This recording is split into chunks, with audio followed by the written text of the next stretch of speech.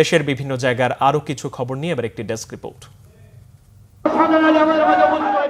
শহীদ রাষ্ট্রপতি জিয়াউর রহমানের ছবি অবমাননা ও বিএনপির ভারপ্রাপ্ত চেয়ারম্যান তারেক রহমানকে নিয়ে কুরুচিপূর্ণ মন্তব্যের প্রতিবাদে জেলা বিএনপির বিক্ষোভ মিছিল ও সমাবেশ হয়েছে বগুড়ায়। শহরের আলতাফুন্নেসা খেলার মাঠে সমাবেশ শেষে একটি বিক্ষোভ মিছিল বিভিন্ন সড়ক ঘুরে নবাববাড়ি সড়কে জেলা বিএনপির কার্যালয়ে গিয়ে শেষ হয়। বিক্ষোভ মিছিল ও সমাবেশে উপস্থিত ছিলেন বিএনপি চেয়ারপারসনের উপদেষ্টা হেলালুজ্জামান তালুকদার লালু, অ্যাডভোকেট মাহবুবুর রহমান সহ অনেকে। আশুলিয়ায় বিক্ষোভ মিছিল করেছে ঢাকা জেলা তাঁতি দল। সকালে আশুলিয়ার বসুন্ধরা এলাকা থেকে ঢাকা জেলা তাঁতি দলের সভাপতি জাকির হাসানের উদ্যোগে একটি বিক্ষোভ মিছিল বের করা হয়। এতে তাঁতি দলের বিভিন্ন ইউনিটের নেতাকর্মীরা উপস্থিত ছিলেন। জামালপুরেও মানববন্ধন ও প্রতিবাদী গণসংগীত করেছে জাসাস। দুপুরে শহরের তমালতলা চত্বরে মানববন্ধনে বক্তব্য রাখেন বিএনপির জাতীয় নির্বাহী কমিটির সহ সাংগঠনিক সম্পাদক অ্যাডভোকেট ওয়ারেস আলী মামুন, শহর বিএনপির সভাপতি লিয়াকত আলী ও জেলা জাসাসের সভাপতি রিজভী আল জামালি রঞ্জু। সুজন সম্পাদক বদিউল আলম মজুমদার বলেছেন, সাবেক প্রধানমন্ত্রী শেখ হাসিনা ক্ষমতায় গিয়ে 15-16 বছরের মাথায় স্বৈরতন্ত্র প্রতিষ্ঠার কারণে মানুষের এমন রোষানলে পড়েছেন যেখানে তার সরকার ও দলের বিরুদ্ধে গণ অভ্যুত্থান হয়েছে এবং তিনি বিতাড়িত হতে বাধ্য হয়েছেন।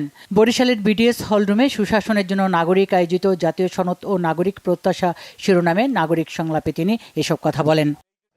জুলাই আন্দোলনে পুলিশের গুলিতে নিহত সাংবাদিক আবু তুরাব হত্যাকারীর দ্রুত বিচার দাবি করেছেন সিলেটের সাংবাদিক, রাজনীতিবিদ ও সুশীল সমাজের প্রতিনিধিরা। অন্যথায় জুলাইয়ের চেতনা কলুষিত হবে বলে মন্তব্য করেছেন বক্তারা। দুপুরে সিলেট প্রেস ক্লাবে শহীদ সাংবাদিক এটিএম তুরাবের প্রথম শাহাদাত বার্ষিকীতে আলোচনা সভা ও দোয়া মাহফিলে এ দাবি জানান বক্তারা। জুলাই গণ অভ্যুত্থানের স্মৃতি ধারণে চট্টগ্রাম মহানগরীতে হয়ে গেল 24 রঙের শীর্ষক গ্রাফিতি ও চিত্রাঙ্কন প্রতিযোগিতা। শনিবার সকাল 10টা থেকে দুপুর 2টা পর্যন্ত চলে এই প্রতিযোগিতা। মাধ্যমিক ও উচ্চ মাধ্যমিক শিক্ষা বিভাগের সেবা শাখার নির্দেশনায় 3 দিনব্যাপী এই কর্মসূচি বাস্তবায়িত হয় বিভিন্ন মাধ্যমিক ও উচ্চ মাধ্যমিক এবং কারিগরি ও মাদ্রাসা শিক্ষা প্রতিষ্ঠানের শিক্ষার্থীদের অংশগ্রহণে।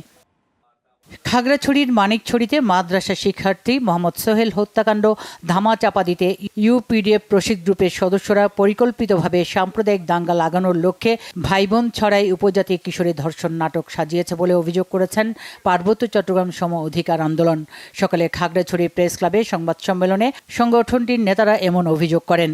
বক্তারা বলেন, মানিকছড়িতে অপহরণের 12 দিন পর পুলিশ ও সেনাবাহিনী গত 16 জুলাই মাদ্রাসা ছাত্র সোহেলের অর্ধগলিত লাশ উদ্ধার করে।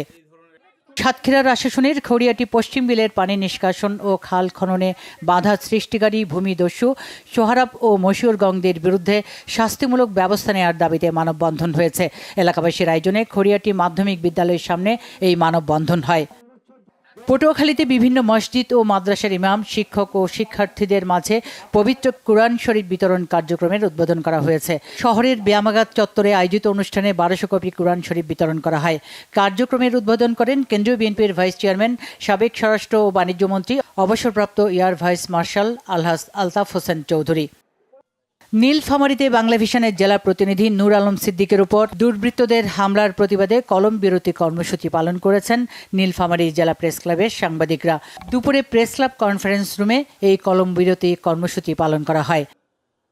Banglavision news desk.